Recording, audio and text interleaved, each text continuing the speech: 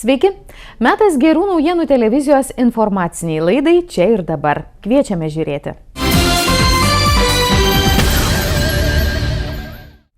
Oficialiai atidarytas pirmasis ir kol kas vienintelis Panevėžio laisvojoje ekonominėje zonoje įsikūręs fabrikas DeVolt. Lietuvos Respublikos ūkio ministras sako, kad užsienio investicijos svarbios ne tik regionui, bet ir visai Lietuvai. Juolab, kad DeVolt fabrikas vienas moderniausių Europoje. Norvegų kapitalo įmonė DeVolt jau 15 metų sėkmingai vystanti vilnonio apatinio trikotažo gamybą Lietuvoje atidarė naują gamyklą Panevėžyje. Panevėžio laisvojoje ekonominėje zonoje įsikūrusioje gamybos įmonėje, kurios plotas beveik 16 000 kvadratinių metrų, įrengtos gamybinės ir administracinės patalpos, produkcijos ir žaliavų sandėliai, firminė parduotuvė. Gamykla iš Norvegijos perkelta siekiant išsaugoti įmonės konkurencingumą. Lietuvos Respublikos ūkio ministras Evaldas Gustas teigia, jog tokios įmonės kaip DeVolt turi didžiulę ekonominę naudą regionui. Mums ir Lietuvos vyriausybėje yra labai svarbu, kad ateitų pas mus gamyba, kuri yra inovatyvi, kuri vystosi ir žiūri į perspektyvą. Na, žinote, tekstilės pramonė pas mus yra tradicinė, yra labai sena, Lietuvoje populiari ir nemažai gaminanti yra, bet dėja šiek tiek stingama inovacijų ir mokslinių tyrimų. Tuo tarpu štai tokios kompanijos, užsienio kompanijos ateinančios, jos priverčia pasitemti ir mūsiškius. Tai yra žiūrėti į priekį, inovuotis ir judėti. Na, o kitas aspektas iš tikrųjų yra labai svarbus, tai yra, kad tokios įmonės ir pakankamai didelės įmonės steigėsi regionuose. Tai yra darbo užmokestis, tai yra darbo vietos, nedarbo mažinimas būtent regionuose, ne didžiuosiuose miestuose. Be jokios abejonės, svarstėme ir apie kitus regionus bei miestus, bet dėl tokių priežasčių, kaip Panevėžyje parinkti specialistai, lez ir mokesčių lengvatos, tai buvo geras pasirinkimas. Iš tikrųjų, tai džiaugsmas ne tik Panevėžio laisvoje ekonominiai zonai, bet ir pačiam miestui, nes bus sukurta daugiau nei 250 darbo vietų ir tai bus lyg ir antrieji namai tiem žmonėms.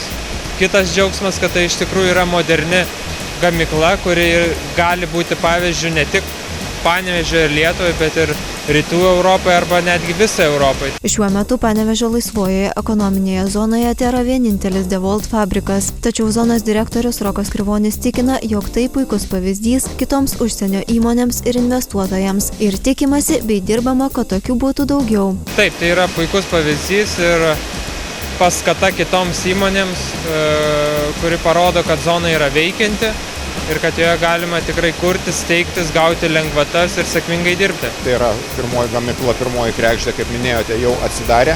Steigėsi, jau yra sudarytos visos sutartys ir antroji įmonė ir aš manau, kad šita plėtra bus sėkminga ir tai yra labai svarbu iš tikrųjų. DeVolt yra vienas pagrindinių ir seniausių Norvegijos tekstilės prekės ženklų, sėkmingai gyvuojantis jau 160 metų. 1898 metais perkelė gamybą į Lietuvą, norvegų trikotažo gamintojai nesigailėjo. Sėkmę lėmė įvairūs veiksniai – investicijos į modernę įrangą, produkcijos dizainą, rinkodarą. Šiuo metu per 90% DeVolt trikotažo pagaminama Lietuvoje. Nauja DeVolt gamykla Panevėžyje dar vienas pavyzdys, kad Lietuva yra patraukli šalis užsienio investicijoms. Panevėžio Nendrės gatvės daugiabučių namų kieme išskirtinai išpuoselėta aplinka ir įspūdinga vaikų vaizduotę lavinanti žaidimo aikštelė. Jos idėjos autorius Virginijus Benašas sako, kad smagu matyti kieme žaidžiančius linksmus vaikus. O dar smagiau, kad išsaugota žalioji zona, kuri visai neseniai buvo planuota, kad taps automobilių stovėjimo aikštele. Specialistai tvirtina, jog pats kūrybiškiausias ir žmogaus asmenybę formuojantis gyvenimo tarpsnis yra vaikystė. Pedagogai sako, kad šiandien vaikams kūrybiškumo išties trūksta. Tačiau Panevėžio Nendrės gatvėje vaikų kūrybinėms idėjams įgyvendinti jau seniai įkurta galerija Pamatai. Šį kartą toje pačioje gatvėje tik jau lauko erdvėje pastatyta ir vaizduotės lavinimo aikštelė. Idėjos sumanytojas Virginijus Benašas 1,5 metų kurtą aikštelę vadina kilimodromu. Tai yra vaizduotės treniruoklis, nes mes turime 4 treniruoklius, kurie yra tiesiog kūnui, raumenims ir panašiai, o šitas lavina vaizduotę. Jis atsirado neatsitiktinai, nes prieš kurį laiką čia labai norėjusi suprojektuoti automobilių stovėjimo aikštelę, bet tai yra pasenęs dalykas, automobiliai jau yra atgyvenęs reikalas, gyvenam 21 amžiuje, kosmoso amžius ir mes pirmieji rodome, kaip galima suprojektuoti skraidantį kilimą arba žvaigždėlaivį daugiabučio namo kieme. Virginijus Benašas sako, kad suaugusiems tai reikia pasitelkti fantaziją ir vaikai turės kur save realizuoti. Štai metalinis rėmas kilimams daužyti kiek papuoštas ir pritaikytas vaikų žaidimams, bei kūrybiškumui lavinti, o savo funkcijos jis neprarado. Todėl žmonės ir toliau gali drąsiai naudotis juo pagal paskirtį. Tas kūrinys kurtas 1,5 metų panašiai, nuo idėjos sumanimo ir išdėliojimo. O prasidėjo nuo to, kad vieną kartą pro mane praskrido skraidantis kilimas. Tiesiog vėjas pakėlė kilimą, kuris jau buvo pakabintas, ir jisai nuskrido prieš nosį. Pagalvoju, kodėlgi ne. Ir tada pradėjau rinkti medžiagas, tiesiog iš atliekų, čia labai daug atliekų panaudota. Geri žmonės prisidėjo, atsirado bendra autorė Sandra. Prie vaizduotės lavinimo aikštelės vaikams kūrimo prisidėjo ne tik Nendrės gatvės gyventojai, bet ir pačioje gatvėje gyvenančius senelius, dažnai atvykstančios dvynukės su mama. Čia nėra mūsų kiemas, pirmas dalykas, ir tas poreikis, manau, visada yra. Vaikam užimtumui ir kažkokios nekasdieniškų visokių dalykų, manau, niekur niekada nebus per daug. Ir tiesiog čia yra Virgio gražios idėjos, mane tai tiesiog kabina, veža ir prisidėjau prie to, nors nėra čia mūsų kiemas ir man kaip ir nepriklausytų. Dauguma tai čia yra mūsų su Virgiu, šiaip dar ir kitų žmonių darbai ir idėjos, jų vystymas ir tiesiog vaikam tai yra smagus žaidimas ir labai smagu, kad gali savo atėjusios čia kažkur save realizuoti. Virginijus Benašas teigia, jog džiugu matyti ne prie kompiuterių palinkusius, o kieme žaidžiančius vaikus. Be to, ši aikštelė dar nėra baigta, o ir ją pabaigus po 4 metų kieme turėtų atsirasti dar daugiau spalvingų ir žaismingų akcentų.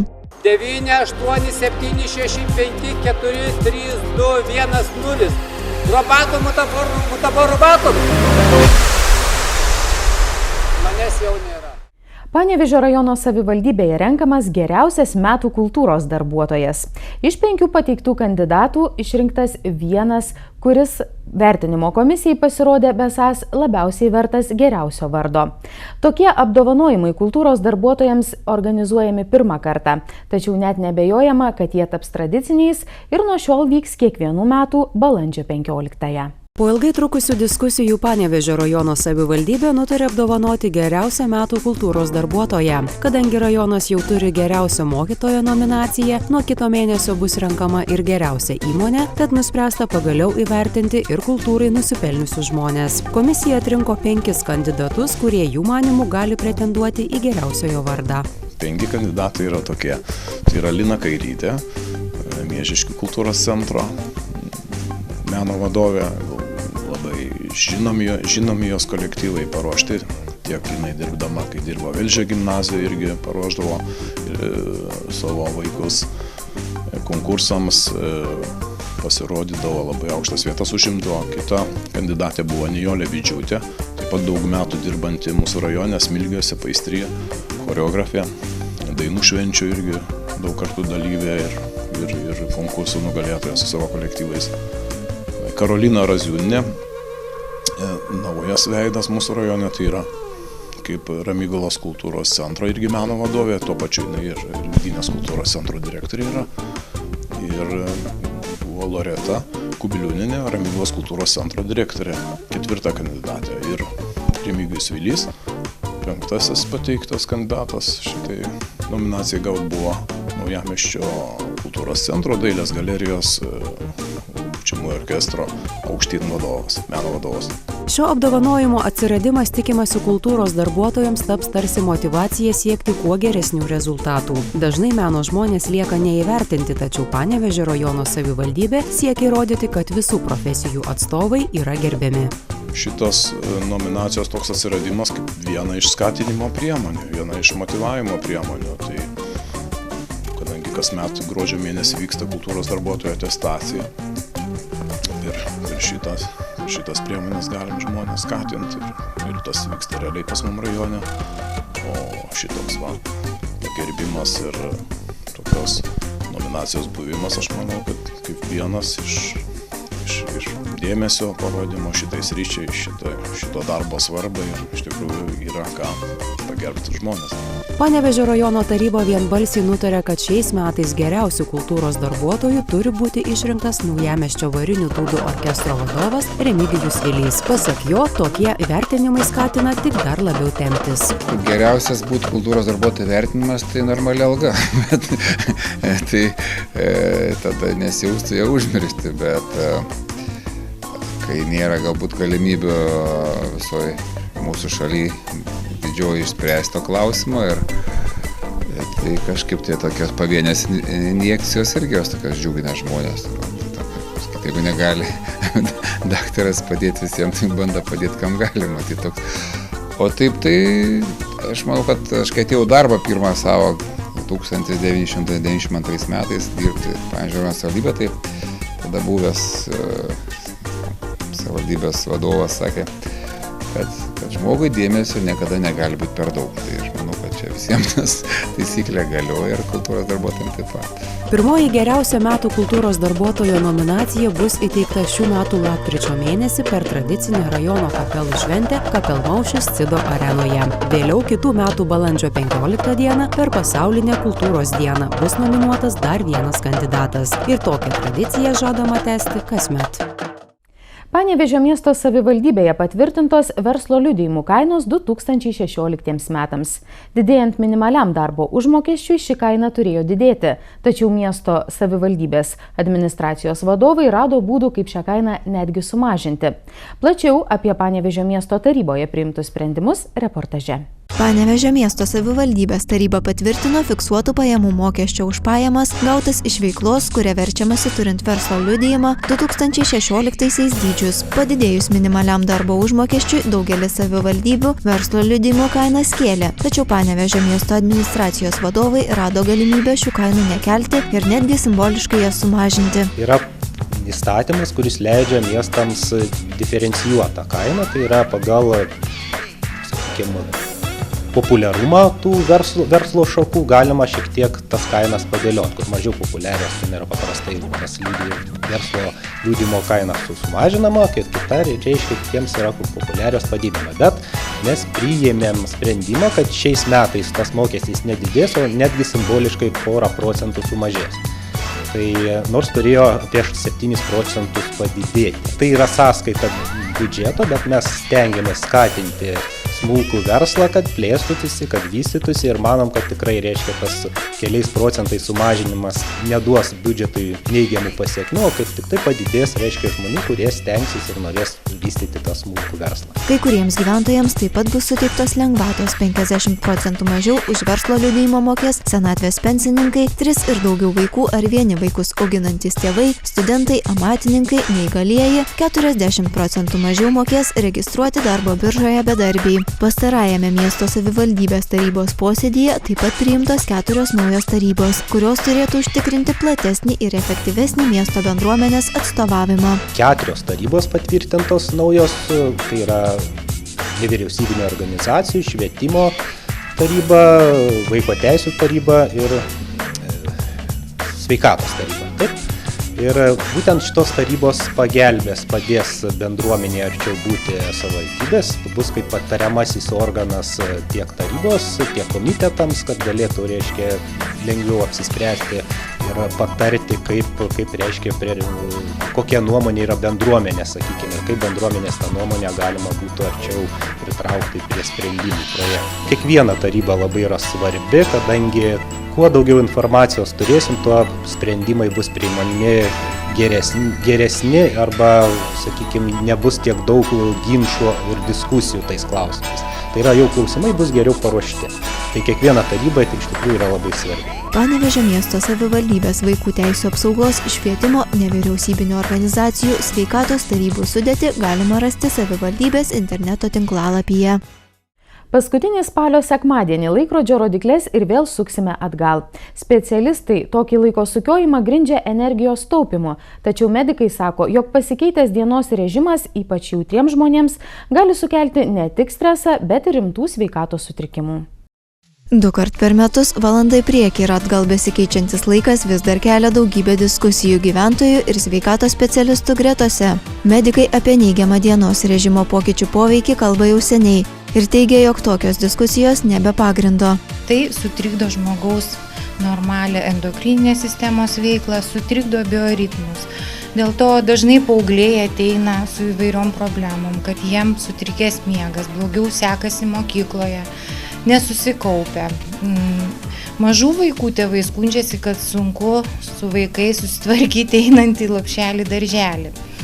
Nors iš kitos pusės prie visų šių problemų per 2 savaitės maždaug priprantama. Šalia dirbantis bendrosios praktikos gydytojai skundžiasi, kad ligoniai, kurie turi širdies problemų, kurie skundžiasi įvairiais sutrikimais medžiagų apykaitos, jiem tikrai tas laiko pakeitimas turi reikšmės. Todėl dauguma tiek visuomenės specialistų, tiek medikų pasisako, kad nebūtų keičiamas laikas. Pagal dvejopo laiko sistemą pasaulyje gyvena apie 100 valstybių. Tačiau tokia sistema patenkinti ne visi gyventojai. Apie 2 per metus keičiamą laiką paklausti panevėžiečiai sako, jog didžiausia įtaka tai turi senyvo amžiaus žmonėms ir vaikams. Nelabai. Kaip aš serganti moterytė, tai nelabai. Vaisius jau dabar pripratus vienodo laiko, paskui va taip. Iš tikrųjų tai nėra gerai. Nėra gerai. Kodėl? Todėl, kad organizmas prisitaiko prie vieno, pastum perėti prie kito, ypatingai jaunam organizmui. Negerai. O kiek laiko jums reikia prisitaikyti prie laiko pakeisto? Kiek? Kažkur tai mėnesį laiko. Žinot, man neturi reikšmės. Aš nedirbu. Gerai gal. Kaip į darbą eidavau, gal būdavo ir blogai, o dabar tai pagrindė vaikam blogai. Kaip pripranta, pavyzdžiui, darželinukui visi. Tikrai blogai. Kaip reaguoja vaikai į persuktą laiką? Sunkiai. Tuo labiau, kad miegoti reikia eiti anksčiau. O tokio laiko neguldavo jau sunkiai. Psichologai teigia, jog pasikeitus dienos režimui, žmonės išties patiria didesnį stresą. Todėl reikėtų atsiminti, kad pokyčiai yra neišvengiami. Tačiau kaip gyventojams lengviau išgyventi prisitaikymo laikotarpį pasikeitus laikui, psichologai turi patarimų. Jeigu nori kažkokių permainų, tai yra 3 būdai. Keisk aplinką, bandyk pakeisti kažką ten. Sakykime, pakito laikas, tai persuk laikrodžius, ten pakeisk ten ant tų visų mikrobangių, ant mašinos pultelių tą laiką, kuris automatiškai nepersistato. Kažkaip, pakeisk tą aplinką, kad jinai būtų patogesnė. Tai pirmas būdas. Jeigu nepavyksta keisti aplinkos, tada keisk jau save, savo požiūrį. Gal čia yra ir teigiamų dalykų, gal iš tikrųjų sutaupom tos šviesos. Keisti save, antras būdas. O trečias būdas susitaikyti, bet susitaikymas tai neturėtų būti tai, kai aš vis vien bambu, būnu nepatenkintas, nes jeigu būni nepatenkintas, tai jau reiškia, kad tu jau bandai kažką keisti aplinką turbūt. Rodai nepasitenkinimą, tas negerai ir tikiesi, kad kažkas pakeis tą aplinką. Žiemos laikas Lietuvoje galioja iki paskutinio kovo sekmadienio, kai 3 valandą nakties laikrodžio rodyklės pasukamos valandą į priekį. Panevėžio miesto savivaldybės administracijos direktoriaus pavaduotojas Ramūnas Vyžintas jau keli dešimtmečiai laisvalaikiu skraido nuosavu mažu lėktuvu. Savivaldybės administracijos direktoriaus pavaduotojas sako, kad miestas iš paukščio skrydžio jį kas kartą žavi ir įkvepia naujiems darbams. Daugeliui matant virš miesto skraidantį lėktuvėlį nekiltų mintis, jog juo gali skraidyti vietos savivaldybės vadovas. Tačiau būtent tokį pomėgį turi Panevėžio miesto savivaldybės administracijos direktoriaus pavaduotojas Ramūnas Vyžintas. Jaunystėje vienam iš dabartinių Panevėžio miesto savivaldybės vadovų tapti profesionaliu lakūnu tiesiog nebuvo galimybių. Todėl visą Ramūno Vyžinto gyvenimą skrydžiai lydi kaip pomėgis. Jis teigia, jog nedideliu lėktuvėliu aplink Panevėžį ir virš jo skraido kaskart pasitaikius geram orui. Paprastai savaitgaliais, tačiau vasarą suspėja dar ir po darbo valandų.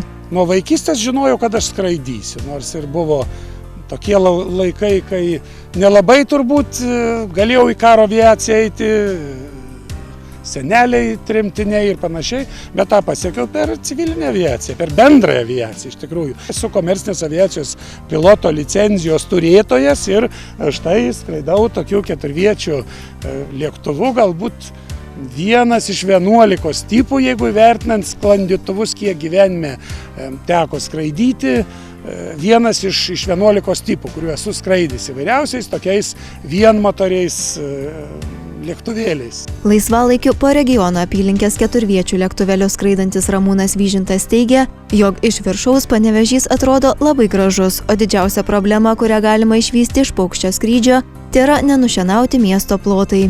Labai gražus tas miestas yra, šiaip žalias miestas, senvagė labai graži, ir užtvanka ekrano graži, Devoldo labai graži gamykla, mūsų pramonės parke, jeigu jau šnekant apie tuos dalykus. Na, o iš tikrųjų gal ir nesimato tų problemų, kad ten ne visada tas miestas mūsų taip idealiai iš viršaus jis labai gražus ir gražiau negu, atrodo, negu reiškia žemė, kur kartais matau vieną ar kitą iš savo kuruojamos srities problemą. Jin iš lėktuvo nesimato, iš lėktuvo tikrai žymiai gražiau. Tiesa, šienavimas matosi ir iš lėktuvo. Jeigu nešienauta, kur šienauta, kur nešienauta matosi, na, o daugiau gražus, fainas, mažytis, kompaktiškas miestas, reiškia, jeigu iš 2 kilometrų tai telpa grinai į delną, tai pasižiūrėjus. Ramūnas Vyžintas pripažįsta, jog turėti lėktuvą nepigus pomėgis, tad norint laisvalaikiu užsiimti mėgstamą veiklą, tenka kai ko atsisakyti. Tačiau vos atsiradus galimybei paskraidyti, Panevėžio miesto administracijos direktoriaus pavaduotojas ją naudojasi. Ir tai vadina vienu iš gyvenimo tikslų. Tiek šįkart informacinėje laidoje čia ir dabar. Dėkoju žiūrėjusiems, o gerų naujienų televizija ir toliau rodo jums.